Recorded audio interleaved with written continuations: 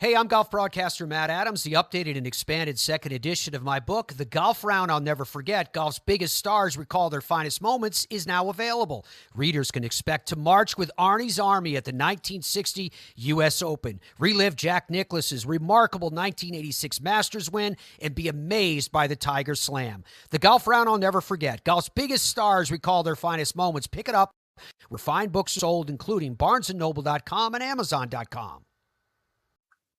Welcome to Football is Family, a podcast dedicated to the fan and fan experience. My name is Jeremy McFarlin, and I want to look at the positives behind what makes football so enjoyable to watch and follow. I want to know why you are a fan of your team, of a player, or an era of football.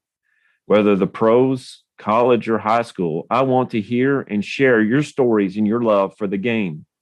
If you want to be part of this podcast, please message me on Twitter at Jeremy_McFarlin or on Facebook at the Football is Family Facebook page. This podcast is part of the Sports History Network, your headquarters for the yesteryear of your favorite sport. You can learn more at sportshistorynetwork.com. Thanks for tuning back into the Football is Family podcast. I have a special guest. Would you like to introduce yourself to everybody? My name is Keith Avalone. I'm the CEO of Play Games, LLC. It's a company that makes sports board games, sports simulation board games, and also we recently have branched out into non-sports sports games. And that's what I do. Non-sports games. Yes. Non-sports games. They're not. Well, actually, we do have some non-sports sports games. We've got Fury Football, which is sort of we call it a faux sport or an alt sport strategy game, where it's not a real sport, but it plays a lot like football, but it's not.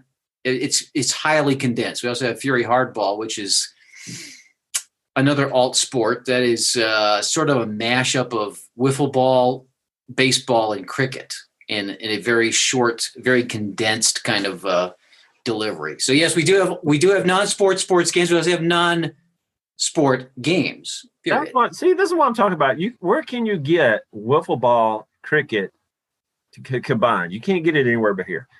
All right. Right. Let's go into a little bit of background of your company here. I'm looking at the website, and the website is play.com. That's PLAAY.com. And I'm looking at your background a little bit. It says that you started your company in 1999. That is correct. Play.com is kind of the hub site now for our two brands, which are Play Classic. That's where we put the sports simulation games. That's where our football game is. And Play Now, which is where we put our new games. So we got Play Classic and Play Now. And Play.com is sort of the hub for both of them. For many, many years, Play.com was the website. And I started it in 1999 when I was working in radio at the time, but I've always had this interest in sports simulation board games. Played a lot of APA and Stratomatic when I was younger. Status Pro, basically all the hits from the era. And in playing them, I always found ways to kind of improve them or tweak them. I think most people in the hobby do that. They sort of customize a manufactured game to their own personal tastes. So I guess I kind of took it a step further and began developing my own, games. And that started in 1999, and I did it for about 5 years in tandem with my radio career. Then the radio industry got to the point where I had to focus on that. I mean, radio went from being a industry of specialists, and I specialized as being a disc jockey, to an industry of multitaskers. And so, whereas before I was able to just do my radio show and then have my other time to do other things, family and sports board games, about the mid 2000s, 2005, 2006, the industry began to be such that, I had to focus on one or the other. So I focused on my radio career, and I shut down my board game business, handed off my football game to another company, and then we resumed it in 2009, and I've been going strong since then. Okay, explain to everybody board game simulations. So board game simulation is it's a simulation. I guess the actual term is sports simulation board game. So it is a simulation of a sport, which is to say that it recreates all the nuances of the sport in terms of the statistics. You use real players, real teams, and they recreate their statistical performances based on cards and dice. That's where I guess it's analogous to we are to Madden what reading a good book is to watching the movie. Okay. Okay. So that's where the board game part comes in. But in a sense, it's a simulation of the sport in question, whether it's football or baseball or whatever. When I think about board games, one of my guilty pleasures is Risk. I played that game for years. You have the cards, you have the dice, and you have strategy. Right. Those three things seem to play into what you do. Correct. I was explaining this to another person a couple of days ago, and they were very familiar with like role-playing games, like Dungeons and Dragons. Yeah.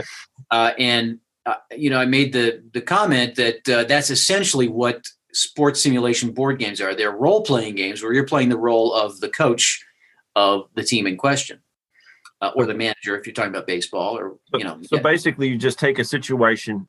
You're at the 50-yard line, and you draw a card or you roll a dice, and you go from there.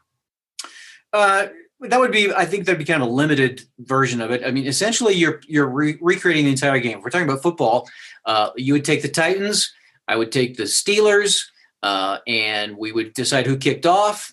I would roll the dice on my kickers. We'd each have a team card with all the players individually rated.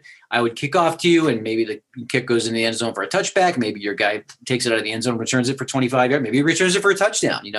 Anything can happen that could happen in a real football game would happen in our simulation of it.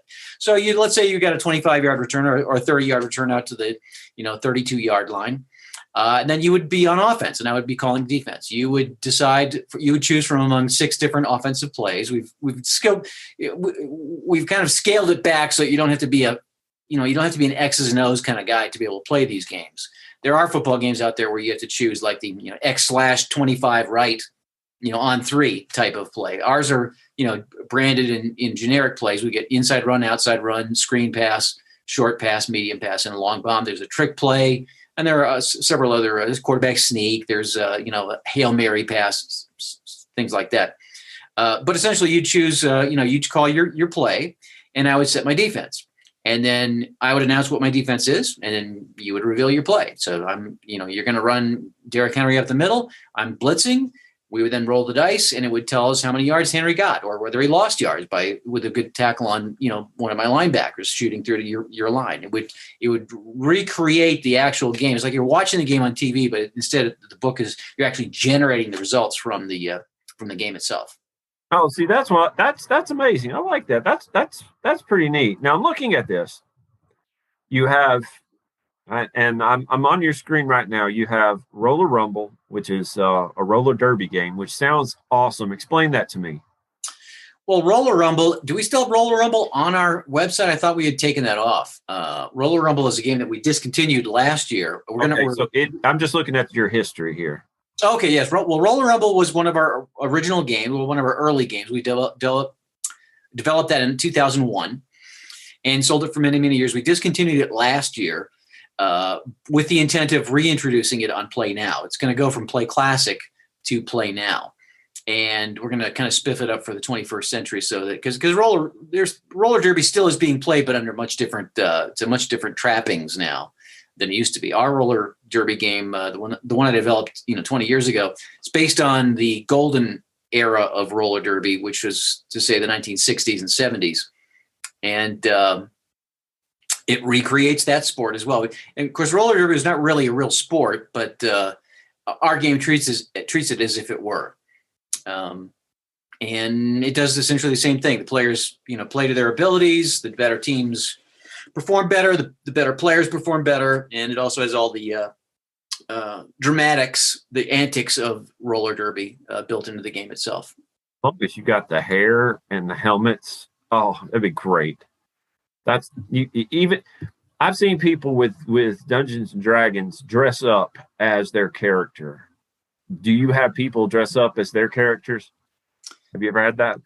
No, not really, but they do. We've done live events all across the United States, and people will typically show up wearing wearing their team colors, or they'll wear, vintage jerseys or outfits that reflect maybe a different era that they're particularly interested in. So in that sense, yeah, they dress up. But if you're going to do it right. They don't show up in shoulder pads, but they do show up in their team gear. Now this one I'm really interested in. Face to the Mat. That is our pro wrestling game. That was one of our original games that came out, when we launched the site play.com in 1999. It is a simulation of professional wrestling, but it goes beyond just the moves and the pins and the moves, the finishers, and so on. There are a number of wrestling games out there that recreate, a wrestling match. Some of them are strategy games, some of them are simulation games. But the focus of our game is on the storyline. So it actually it's like watching the WWE, except the script is writing itself. So you have heels and you have faces. You've got shocking turnarounds. You've got conniving, underhanded tactics by the heel gang. You've got the good guys that are constantly being thwarted in their efforts for what is right and good. So all that is added along with the wrestling match. I mean, we do the wrestling matches are resolved, but the storyline element is what makes the game really compelling and what makes it different from everything else that's out there. Do you have people who play a match for a long period of time, like not just an hour, but for weeks or months on end? Yeah, that's typically what people do in this hobby. They will they'll start like a federation. If you're talking about the wrestling game, you go back to football, if you were, let's say you're a fan of the Titans, and you should be. And you could be, yes, you should be. I hear what you're saying. I see your Titans hat on your head. Maybe you want to replay the 1999 season, see if you can get them to the Super Bowl win. Get that extra yard and beat the Rams. So you can replay the entire season, starting with week 1, and play each game, and then play through the playoffs, and you'd see if you could. The interest would be, can I do the same thing or better than what the Titans actually did in 1999? So yes, that is one of the main features of one of the main draws of the hobby is the ability to go back in time, jump in a time machine, and recreate something from the past, and it's an extended process. And as far as wrestling goes, you can basically start from scratch with what are at the very beginning essentially generic wrestlers, and just watch the whole story develop. And by the end of, you just play a succession of weeks. The game is set up so that there's typically a cliffhanger ending, and it makes you want to go, well, we got to see what's going to happen next week. And then you'll set up the next show and it'll play through. And then through a series of shows, you run, 5, 6, 7, 8 shows, you're going to have your storyline all set up. You'll have your heroes, your heels. You'll have, some wrestlers will get kicked out of the federation, or will just, be sort of eased out because they're not generating the heat. You'll have your superstars will be developing, and all your different storylines will be unfolding right before your eyes. So that's how. So it would be a series of shows. Yes. You have people play online with this. Sometimes I've seen people play online with chess. Do they have people across the country that they play against or play with? More and more that's happening with COVID. I think a lot of people were introduced to virtual means of getting together. Prior to COVID, I think, we did play via Skype or, use, online software to be able to play against a remote opponent. But I would say that is a trend that's kind of increasing now as we get more technology and we get more comfortable with that technology. but yeah, there aren't a lot of sports simulation board gamers. I mean, relative to the general population, it's a fairly small crowd, and it's sometimes tough to find an opponent to play with, head to head. And so a virtual game is really the only opportunity. So yes, we do use technology to play head to head, but it's not like the game is on a computer. We're still using the cards and dice. We're just seeing each other like you and I are seeing each other. Oh, Zoom. So you have baseball, which absolutely looks fascinating. Football, hockey, stock car. How do you do stock car racing? Well, that's an interesting question. Up until when I began developing, first of all, I always had a fascination with NASCAR, but I never really could understand it. When I worked at a big country station in Dallas, and we were very tied in with the NASCAR scene there at Texas Motor Speedway. And so we would go out and do appearances out there, and we would do like the race week, actually 2 race weeks in Dallas. So twice a year we would have drivers in town. We'd be doing appearances at auto parts stores, and kind of really mixing it up with the NASCAR crowd. And it's like, man, I really want to. This is super cool. It's it's very colorful, very exciting. The fans are really into it. But when I watch a race, it's like I just don't get it. What's going on? They're just going around and around. I really don't understand it. And most NASCAR games would recreate a race by moving cars around a track. You'd set up cars on a track, and then you'd roll dice, and you'd move them that number of spaces. And it didn't really feel like a NASCAR race because it was so slow. It was very, very tedious to move 40 cars. And do that X number of times. So I kind of pondered that for a long time, and went through various versions of the game that just weren't very much fun. But one day, this was about 2009, 2010, I hit on the idea with a good friend of mine who was a good play tester of mine, Dave Richter. We kind of hit on the idea of making, we realized that a NASCAR race is basically king of the hill. You got the guy who's on top, and you got everybody else is gunning for him, trying to knock him off the hill and take the lead. And so we created a game which basically reflected that, where you got a guy that's, instead of moving cars around a track, the cars are moving relative to each other. So you're kind of trying to move your way up the pack, and eventually get to the top group and take a shot at the leader and hopefully get the lead yourself and then hang on to it. So once we figured that out, it kind of, everything else kind of fell into place. And that's how our NASCAR game works. All right, let's take the football game. How long did it take for you to go from development to finished product?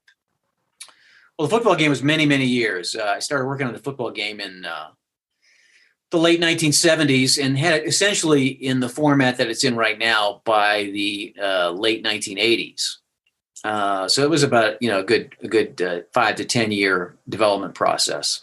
But each game is a little bit different. It depends on what you include in the development process. NASCAR, I started working on NASCAR in the mid 90s, but there were a bunch of failed ideas. There were a bunch of ideas that just didn't work out. They finished the final NASCAR game that we came up with. It was nothing like the first stabs that I took at it. Those were basically trash canned. But it still was the development process. So, the NASCAR game probably took about, 10 to 15 years as well. Golf game came together in maybe 3 or 4 years.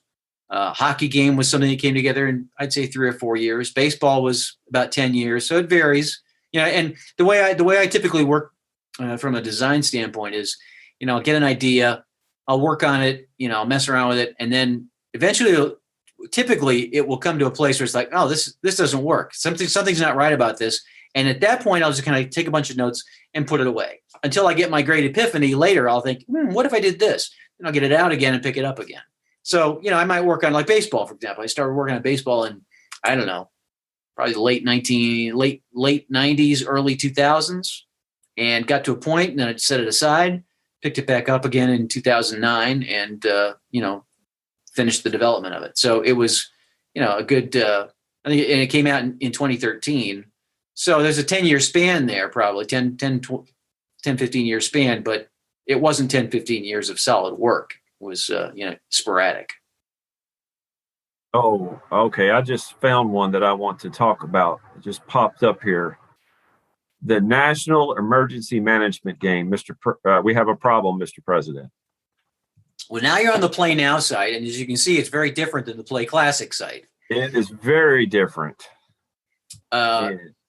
We felt like, sports simulation games, there's a certain audience for that. And, people look at sports differently these days than they did, 20, 30 years ago. It's different. The fans are different. The sports are different. It's more of a business now than it was 30, 40 years ago. So, there's not the same interest in playing a sports simulation board game that there was, say 20, 30 years ago. And we felt like, well, what do people want to play? And of course, the board game business, the small press board game business is just burgeoning. And so we thought that's territory that we would like to, stake a claim in. So about 3 years ago, we began researching. Well, really before that, we began researching what kind of a interest is there from our crowd in non-sports games. And then about 3 years ago, we put this together. We launched Play Now, and we haven't done much with it this year as much as we'd like to. We're focusing in 2022 of really making Play Now our focus. But yeah, Mr. President is the kind of game that we are moving toward. It's a strategy game. It's all kind of spelled out on the website, but basically you're taking the role of the president's advisor, where if everything goes right, the president gets the credit. If everything goes wrong, you get fired. It's kind of that situation where you don't get any of the credit. You just get all the grief. I'm looking at this. Oh, sorry, I hate to interrupt you. You said historical expansion available: the Arab oil embargo, Pearl Harbor, and the Cuban Missile Crisis, and you have a COVID-19 deck. Yes, right, exactly. After we introduced the game, we just got a lot of really good feedback, and there were people that wanted like a historical expansion. We're like, so you're the advisor to Nixon in 1973, and the Arab oil embargo is happening, and you got to help navigate through the crisis. And it's a matter of PR. It's partly PR, partly political strong arming. There's a lot of different factors that come into play, but the idea is you've got to help navigate through that crisis by using your wits and your the resources you have at hand.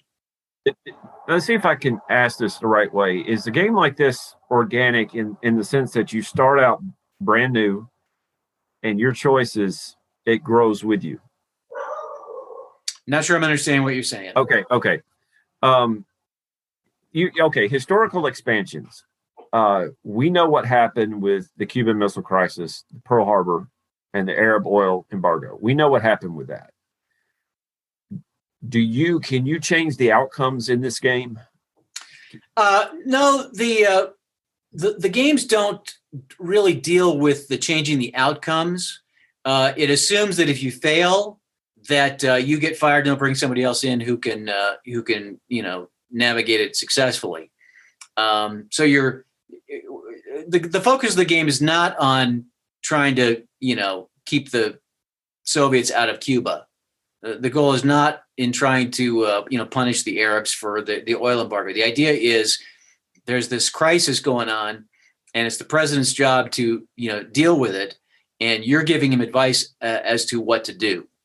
And the game part of it is results in either successfully navigating the crisis or unsuccessfully navigating the crisis. And successfully navigating it would be, you get through it, and it doesn't necessarily change history.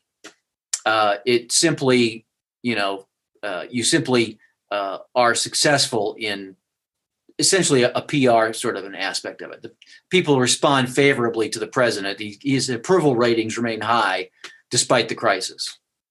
That COVID must have been an interesting addition to this.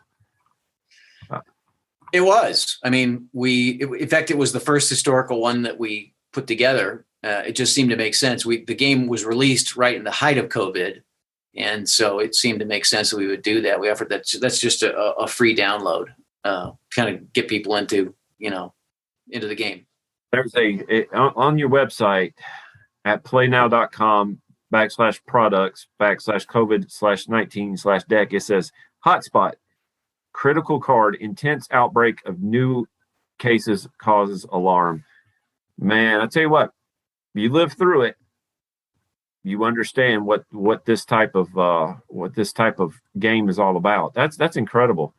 That stuff right there, Mr. Keith, this stuff right here really makes these games kind of jump out and say, hey, if you're into history, if you're into strategy, if you're into any type of things like that, this is the type of game for you. Well, I have an interest in sports, but I also have an interest in history. And I am fascinated with probabilities and outcomes. And I think it's interesting to create scenarios where you get to sort of try to, navigate through and see if you can. It reflects what actually happened, but you also have some input into navigating it and being successful. The Amelia Earhart game is another one that's kind of a mix of history, and it's essentially a simulation of Amelia Earhart's final flight. And you get to by playing it, you really get to understand how difficult it was, for her to try to do that. You're faced with the same challenges. You have the same sort of problems, potential crises, and of course you have to make that stretch from New Guinea to Howland Island, which is a difficult. It was a difficult task for her. Probably might have been a little bit too much, as history kind of proved. But you get a chance to experience it yourself, and maybe you'll make some decisions differently than she did, and maybe you'll land on Howland Island. Aviatrix 37, the vintage aircraft adventure game. That looks amazing too. What do you think happened to her? Well, people have been talking about that for many, many, many years. I think the consensus is that the plane ran out of fuel, crashed in the ocean, and sank. And maybe she made it to maybe they made it to an island, maybe they didn't. There's a lot of crazy conspiracy theories out there that she was captured by the Japanese, or that she was running a spy mission. That this whole thing, the whole round the world trip, was really a covert operation by the government to spy and to collect data. And none of that really has any kind of historical footing. But bottom line was that was the Lockheed Electra was not designed to fly the distance that it was being asked to fly. They outfitted it with extra fuel tanks, but they stripped the plane down. I mean, it was at the point that they didn't carry a life raft or supplies. In the event that it did crash, they might have been able. They would have been able to get to a raft and floated at the ocean for a couple of weeks, probably until they were found. But they forewent that because of the weight that would be required to carry that, and they wanted to get the maximum fuel economy, so they didn't carry a life raft or supplies. And even so, outfitted the way it was with the maximum amount of fuel that they could carry. Of course, you can't carry an unlimited supply of fuel in a plane that size. There's only so much fuel you can carry, or it's not going to lift off the runway. You know what I mean? So they carried as much fuel as they could. They had as much, they had the auxiliary tanks, but even then, it was still a stretch to think they could make it to Howland Island. It was going to take some luck, and they basically just ran out of fuel. Got lost. The stars were not visible. Fred Noonan was navigated entirely by looking at the stars. Didn't use any. I mean, they had some rudimentary radar equipment and things like that in that day, but he didn't want to have any of that. He was old school, and it just so happened that it was cloudy, so you couldn't see the stars. So they couldn't navigate very well, and they got lost and ran out of fuel, and that was it. What I think happened, Bigfoot. People don't think he had anything to do with it, but Bigfoot had something to do with it. You don't think he had anything to do with it, but he had something to do with it. No, people say he doesn't have anything to do with it, but Bigfoot really did. He had something to do with it. We just. All right. Well, that's not in the game. You won't experience that in the game, but there's your addition. There's you an expansion pack. Right. The Bigfoot expansion. Right. You have an amazing website. You have an amazing group of games.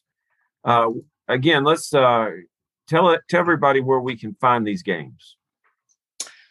Super easy. We only sell online. We manufacture everything here at our little facility here in Denver. And we design the games. We have them manufactured. We assemble them. We ship them. We do the whole thing. It's me and my son. It's a 2-man show here. And you can find us by going to play.com. And that will take you to the hub site, which from where you can explore Play Now or Play Classic, whichever you want to do. But yeah, it's just play with 2 A's, plaay.com. Now, I've noticed that there is a difference here. You have a basic game, and then you have the print and play. What's the difference between the two of those? Print and play is completely digital. You download it and you print it on your own printer, and you get it instantly. The other games we ship them to you, and then you open up the package and play it. Okay. Do you make them when they're ordered, or do you already have them? Is there a lag time between if I order it today, I can get them next week? Yeah, we have a backlog. We keep an inventory. Okay. Good. So I will have this information on the show notes on this particular episode, so everybody can click on to plaay.com and check out these great games that we're talking about. Mr. Keith, thank you for your time today. My pleasure. Thanks for having me. Thank y'all for listening to Football's Family Podcast. This podcast is sponsored by Play Classic Sports Simulation Board Games, spelled with 2 A's, Plaay. Realistic board game recreations of professional football, hockey, baseball, NASCAR, golf, and more. They cover 9 sports in all, with a 10th, basketball, coming in 2022. You can relive great sessions of the past, create what-if matchups from different eras, and much more. It's fun. So if you're into sports history, you should check them out. That's play with 2 A's, Plaay, classic.com. And don't forget to use the code SHN at checkout and get 10% off your first order. Hey, are you ready for some football? Some fantasy football? How about some daily fantasy football? Silly questions, right? Of course you are. You're ready to talk some smack and win some cash every Sunday, and Thursday, and Monday, and whenever there's football games. The Sports History Network invites you to play your daily fantasy football this season at thrivefantasy.com. Thrive Fantasy offers hundreds of thousands, millions in cash every day on NBA, MLB, PGA golf, cricket, esports, and of course, NFL football. And just to get the 2021 NFL season started right, Thrive Fantasy is holding its $100,000 guaranteed contest with a $20,000 first prize. Sign up with Thrive Fantasy today to get a 100% match bonus on your first deposit for up to $100 in free daily fantasy football play. Visit sportshistorynetwork.com/thrive. That's THRIVE, or enter promo code SHN when depositing at the cashier. Join Thrive Fantasy today, earn cash prizes, and support great shows like this at the Sports History Network. Now that's a win-win-win situation for you to kick off your own NFL season.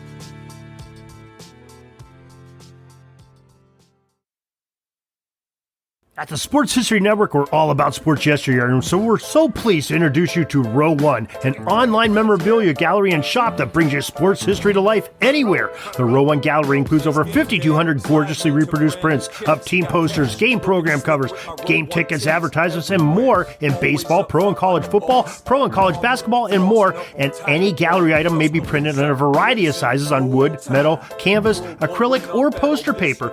And in Row One shop, check out the thousands more of unique unique items with the retro and historical designs dating back to 1876, including t-shirts, long-sleeve shirts, phone cases, mugs, blankets, pillows, towels, and even shower curtains.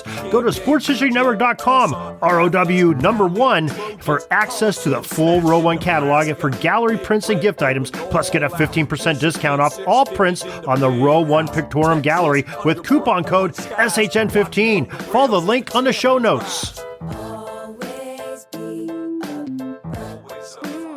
Hey there, sports history fan. This is Arnie Chapman, aka the Football History Dude, and I hope that you enjoyed this recent episode presented by the Sports History Network and were able to learn some good old-fashioned sports history knowledge nuggets. I started the Sports History Network back in 2020 with the mission to help podcasters find a community of like-minded sports history nerds, as well as helping aspiring podcasters to start their own shows. We have a little bit over 30 shows on the network right now covering all sorts of sports history, but as far as I'm concerned, we're just at the toothpick in the ocean moment, that can't even figure it out because there's so much more coming. We wanted to create the ultimate headquarters for sports yesteryear, starting with Podcast Network and our website, but we're going to continue to move into other mediums as well. And here's the cool part, because we want you to be part of our team. So if you're interested in starting your own podcast, or maybe being a guest on one of our shows, or who knows, maybe even writing an article for us over on the website. Seriously, all you gotta do is reach out to us on the contact page over at sportshistorynetwork.com. You can be as technologically savvy as a Neanderthal tapping on a stone trying to figure out this whole hieroglyphics thing back in the day. Again, it doesn't matter, because even if you don't understand the whole podcast space, we have a production team that can pretty much help you out with doing everything. All you gotta do, head over to sportshistorynetwork.com, head to the contact page, fill it out. That message goes right to me, and I'll reach out to you as soon as I can. But for now, dude, I'm through if you're through.